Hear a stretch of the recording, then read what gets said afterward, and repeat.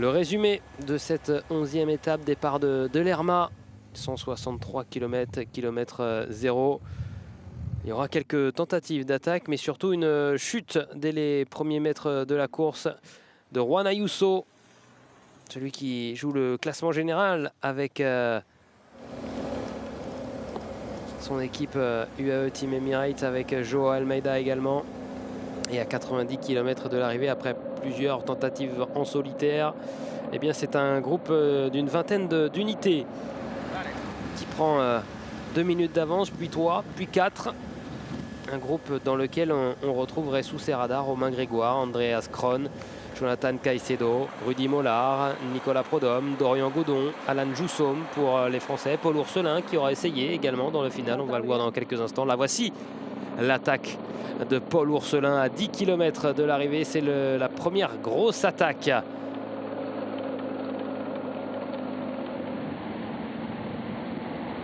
Avec Julius Johansen qui avait tenté pour la formation Intermarché Circus Monti.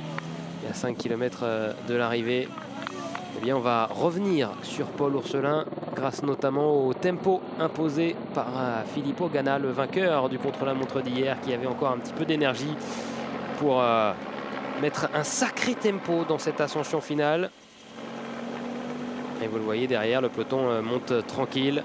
Aucune attaque, si ce n'est celle de Canuche de Brooks. Et avant le dernier kilomètre, eh bien, c'est Caicedo qui va allumer une belle mèche.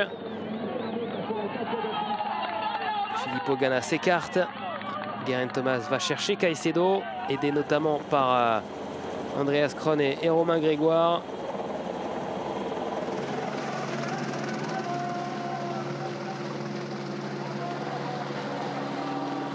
Et on le rattrapera au cours de la formation IF Education First, qu'à 300 mètres de la ligne d'arrivée.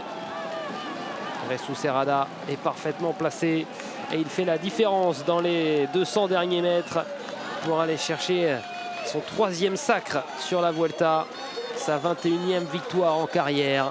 Il s'impose devant Romain Grégoire pour la Groupama FDJ et Andreas Kron pour l'équipe Lotto Destiny.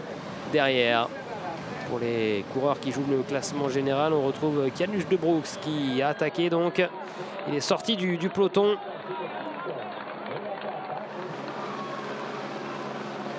Et Remco Evenepoel qui, à 175 mètres de l'arrivée, eh bien, va faire revenir tout le monde sur Canuche de Brooks.